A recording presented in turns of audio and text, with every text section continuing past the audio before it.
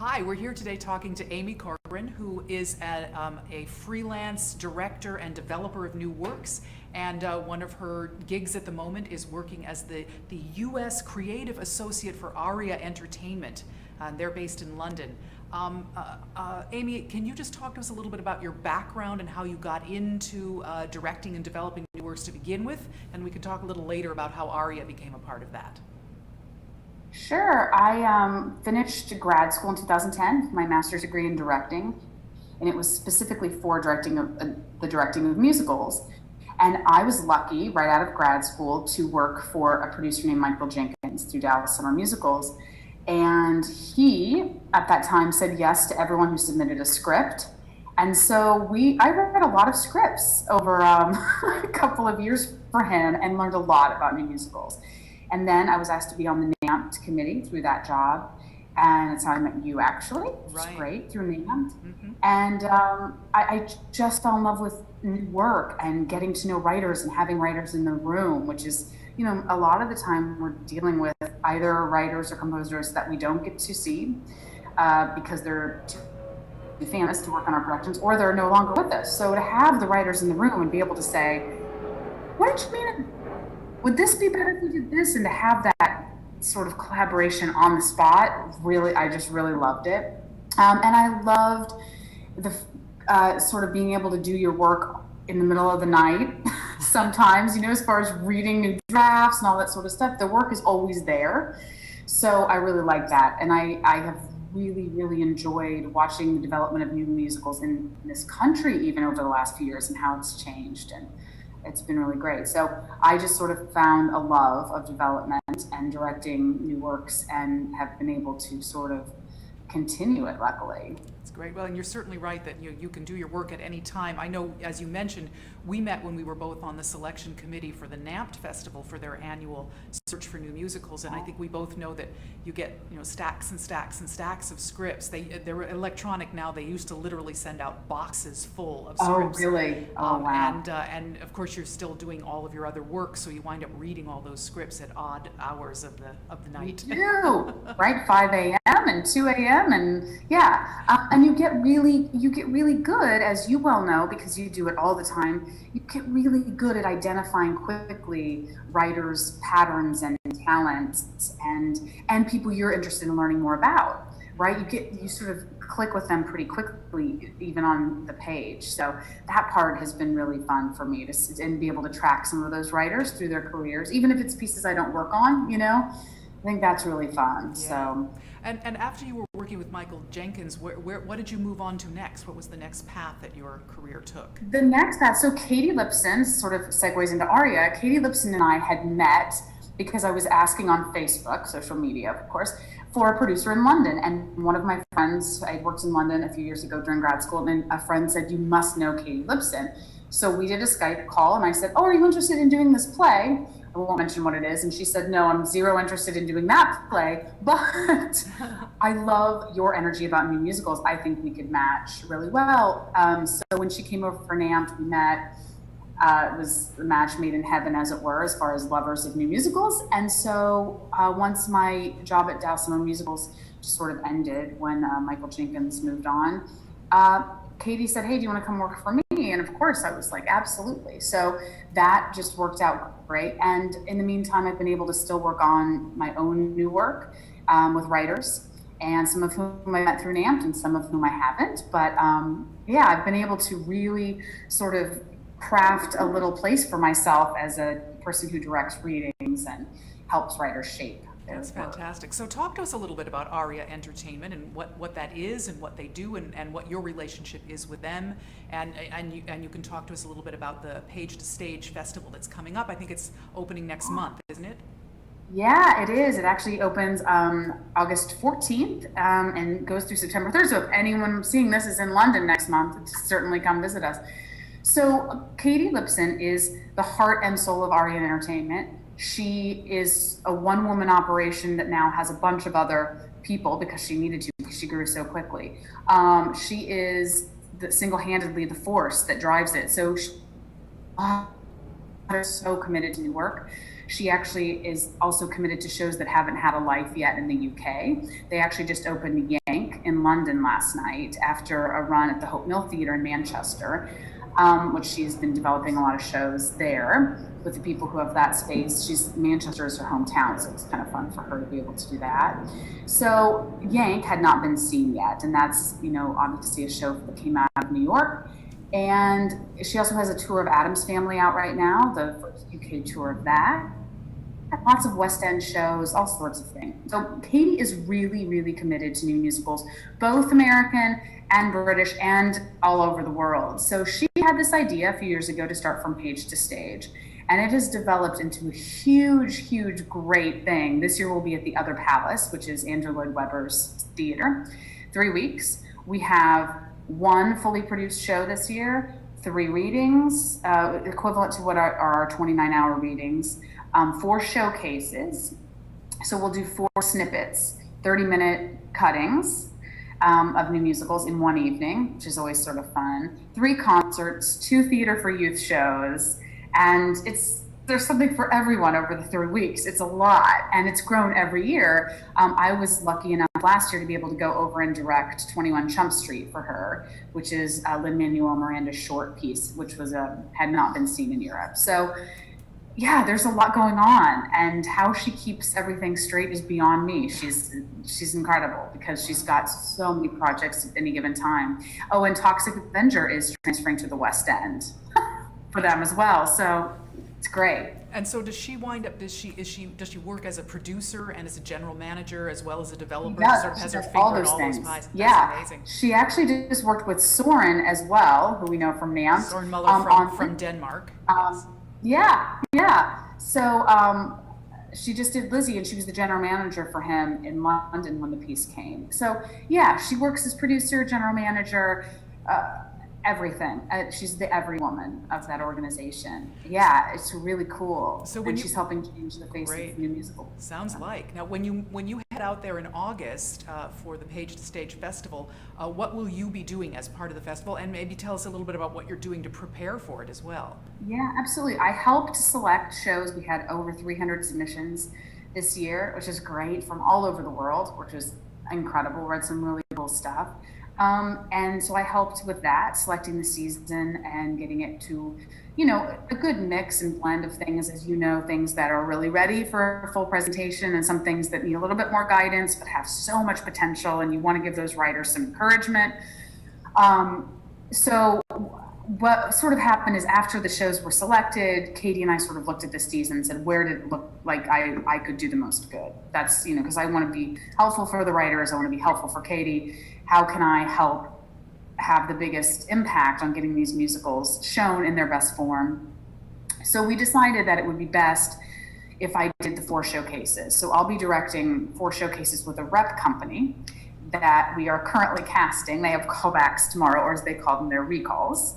And so I will direct these 4 30-minute snippets, essentially. So somewhat like NAMT, which are 45, and this is just a little shorter. And will you be involved? Will you be involved in creating those 30-minute sections, like deciding what 30 minutes of the show is going to be showcased? Because I know I'm not sure everybody knows that. My NAMT consulting experience. Yeah.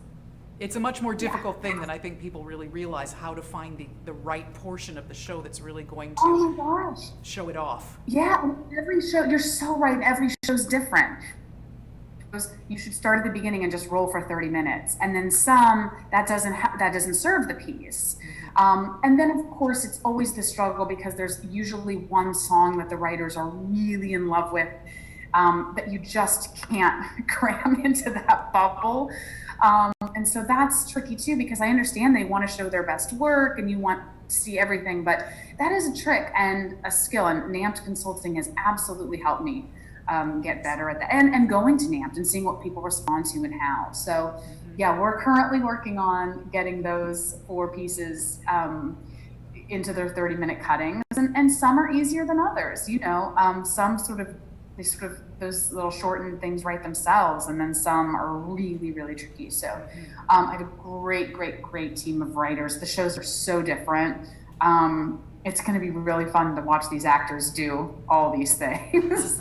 That's fantastic. Now, since you were involved in the selection process for all of the pieces, what would you say goes into those decisions about what you were looking for in terms of the size of the shows, the themes, the genre, the diversity? What was it that made you decide, you and Katie, I assume, make your decisions about what was going to wind up in the festival this summer? Well, I think all those things that you said are always important. And when you have a group of people reading, as you well know from all your experience choosing these things, everyone has a different sort of hot button issue. I think everybody, you're always looking at, I think especially from page to stage, we're always trying to decide how is making sure there's something for everyone, making sure that, if you don't like this piece, that's fine, but you may like this one or this other one. For me personally, I'm always taking in consideration representation, female writers, writers of color, as much as possible. I think we're all trying to do that as much as we can. That's a personal mission, of course, that doesn't, that's something that's important to me. But I think everyone sort of, when you read something, it's about potential too, sometimes, right? So you read something and you think, okay, there's something really, really special about this piece. And then sometimes you read, for me personally, I'll read 25 pages worth of stage directions and I think, oh dear, this writer may have already solved everything and maybe is not quite as flexible as they might need to be. So for me, I pick up a lot of cues on how the writing team will be to work with based on sort of the clues they give us through the pages. But that's also just personal to me because that's really interesting to me, Amy, because I often I do get a lot of submissions, and one of the things that I give feedback on is the submission itself, the formatting of the script, the way the package is put together, the way stage directions are written, how much direction is given to the creative team. And it's interesting for me to hear another person say that does affect how you feel about the piece. You get a clue from that about the professionalism of the team, the flexibility of the team. Right. Yeah, professionalism and flexibility are exactly the words I would use. Exactly, because if you feel there's something about new musicals that requires so much collaboration. And writers, as you so well know, are oftentimes writing by themselves at 2 a.m. or 4 a.m. or whatever it is. And they're used to, in some ways, being, especially if it's one person writing the book and then one person writing the music and lyrics or something, they're working kind of in a bubble. So we have to take them out of that bubble to put them in these environments, right? So we're saying, here's possibly a director you've never met. Here's possibly a music director you've never met, a cast you've never met, all these things. And you're going to be getting a lot of opinions, right? I mean, some of which will be valuable, some of which will not be. It just, everyone has an opinion, and learning how to sort of shuffle through those opinions and listening carefully, because even one of the things I learned in grad school was to always say, I'll think about it. And I think that advice, at the time I thought, oh, that's ridiculous. But it is so important, because someone can throw a bunch of junk advice at you, and yet there's one nugget of brilliance in it. So if you can just listen, don't respond, think about it. I find that so helpful. And I find the writers who tend to just give you something with no notation about how they see the set or how they see the staging, I find those people tend to be, not always, tend to be so open and hungry for a collaboration that they end up being really good people to develop things with. And on the other hand, if you get a script where someone has sent you a drawing of the set and their own costume designs, you're going to wonder whether or not they're going to be good to collaborate with, because, as you said, they've already answered all their own questions and made their own decisions. Exactly. And so you think, well, that's not very fun for anybody. I might as well pick up a production of, something that we know is always done the same way. So yeah, I think that's absolutely right. And it just tends to make me less, maybe just a little hesitant to want to engage with that writer. And possibly it's not fair, but I think your point to learning how to make a submission is such an important one, because all we have is everything that's on that paper. And because you and I, people like us, read scripts so often, we get really good at decoding everything. Yeah. right? We just do it and assuming things about them. Yeah, so I think the important takeaway for a writer who's preparing a submission package is they may think that offering up all of these materials, I think usually the intention is I'm going to help, I'm going to show them how ready this is. But I think what we're trying to let them know is that we want you to leave room for the creative team to bring in all of their collaborative efforts. Let your director and your set designer and your costume designer do some of the work on the project as well. They actually want to. That's right. Yes. That's right. Now, leave room for the collaboration, yeah. Right. Another arena that I'd love to get your feedback on, when you're reading a script and trying to make a decision about whether or not you want to work with that team and with that musical, obviously the music is pretty important.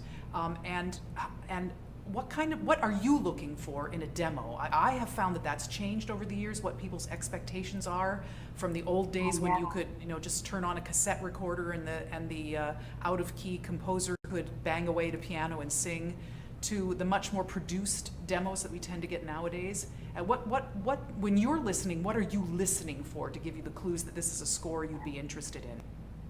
Yeah, it's so interesting you bring that up. I think demos are such an interesting hot topic for our field right now because some people are able to do magic with their Macs and some headphones. It's unbelievable. So, I mean, for me, I try to not get sucked into you hired the Broadway voices and you highly produced your demo. But I also prefer if they're actually representing what it should sound like. So sometimes the composer singing, for me, it's hard for me to imagine what it's really supposed to sound like. That being said, I have no problem with getting your friends in a room and doing the demo. I have no problem with that. Because really what I'm listening for is a creative sound, good lyrics. I mean, I'll be honest, I am always still looking for a hummable tune, even though I can be swayed into other things. But I'm always listening for that. I still, working for a producer for a long time, you still are looking for the next thing that will sell a lot of tickets, right? That being said, I also like lots of things that aren't incredibly mainstream. But I find what I'm drawn to is real passion and heart in the demo, as far as someone actually took a little bit of thought about what they're singing. I find sometimes, for me, when there is no, and again, of course, I'm going to say this because I'm a director, but sometimes on demos where they're not well acted, it kills it. There's no connection. It's like, did you even tell the singer what the show was about or what this moment was about? And there are lots of times where the music is phenomenal and the book fails, or vice versa. And so with so much competition for every single thing out there, I'm very, very interested in making sure that you put your best foot forward in the acting of the song. Not just like, here's a song, learn it in 2 hours and sing it. Why are you singing it? All those old school musical theater things. Why a song? Why now? Why sing it? Why can't it just be spoken? Why does the song need to eat the book? All those things that are just old school musical theater, I don't know, laws or rules. That yes, I grew up one of the reading things about. I like to, sometimes people rebel against rules, but one of the things I like to point out is that it's not that someone imposed a rule and people followed it. Something worked, and so people said, "Oh, that works. Let's adopt that as a rule." It's the opposite direction. Yes, I do also find I have an issue with people say, "Well, I don't want to follow the rules," and most of the time, for me, those people don't even know the rules. They don't even know what the rules are. But there is something to me about a demo that's really well acted, that's connected to text, that I really am moved by. So for me, that can really, you can tell, right? I mean, you can tell. It's like listening to a Broadway cast album versus, something else. Even a pop song, you're like, well, you're just singing words. So I think that's what makes musical theater special, is that there's a reason the song is dropped in. So that bugs me when a demo is just someone who's just singing it who clearly has no idea what's happening. It makes me a little crazy. Mm-hmm. But other than that, I'm always listening to something special, just like you are, just like we all are, something special that's unique, but also something that's so well integrated with the book. I'm finding right now with given writers limited time, that oftentimes writers are writing a book in a bubble and the music team is kind of writing the music in a bubble.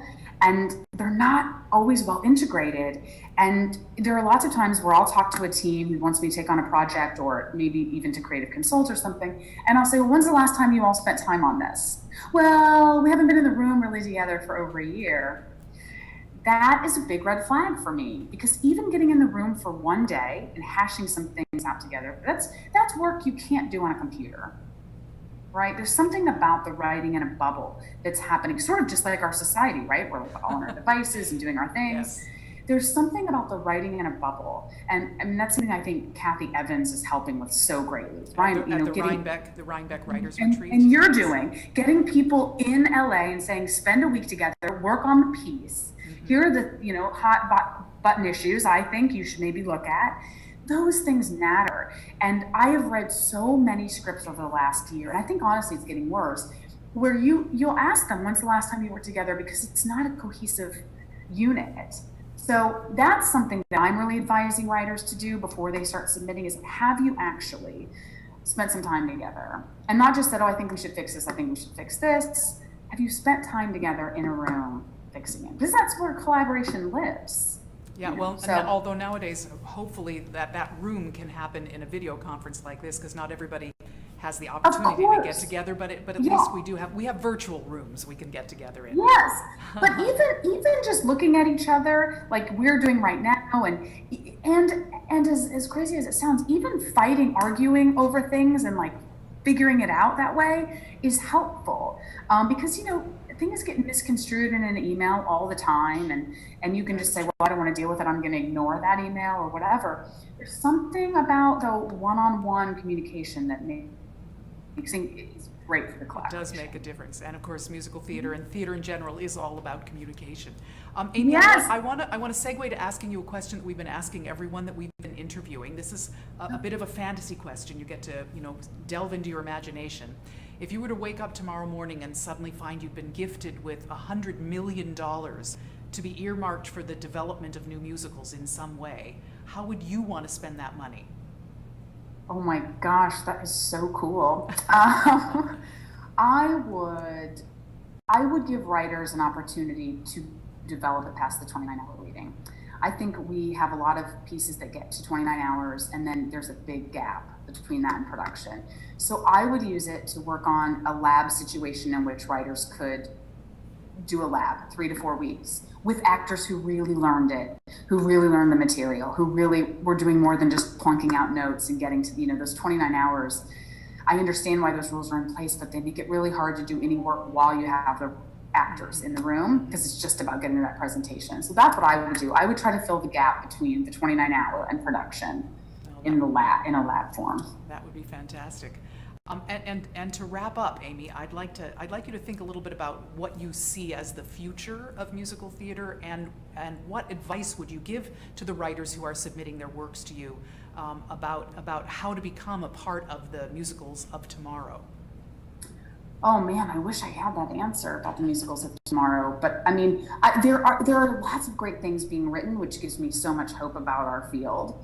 I think what's most interesting to me is when people write stories that mean something to them. I think that's where I am right now. Things that ring truthfully. There's so much going on in the world. It's hard to keep up on all of it. And it's hard to keep up on what's hip and cool and all those things. So I feel like if writers write what's important to them, I'm really responsive to that, even if it's not something that's necessarily important to me, because there's something about that connection. So that's what I would say to writers. And the other thing I would say is, don't worry about it being perfect. If a couple people tell you it's pretty good, submit it. If a couple people tell you it shouldn't be submitted, then listen to that as well. But if a couple people that you really respect say submit it, throw it in the ring and see what happens. And the other thing I would say is don't get too much advice. Don't ask too many people to read it, because then all of a sudden you forget what you set out to write in the first place, and you're taking advice from all these people, and the show doesn't look like at all like what it was when you started. So that's I'm dealing with that right now. That's kind of my big pet peeve for writers. Find those 2 or 3 people you really trust, and until it's further ready, leave it. Well, that's great advice about not getting too much advice, but I know exactly what you mean. It just, you know what I mean. There's a lot of it out really there. Diluted. You do have to bring it all back to what is your theme and what are you trying to say, and what feedback that you're getting is going to help you do that. So thank you so much, Amy. Really exciting, the work that you're doing, and I wish you the best of luck in London next month. Looking forward to hearing some reports about how Page the Stage goes. and Hopefully maybe getting out there super. sometime to see some of those things. Oh, yes, please do. It's so good to see you. You too. Take Thank you so much care. for chatting with us today. We really appreciate it. Anytime. My Okay, take pleasure. care. Bye. Bye-bye.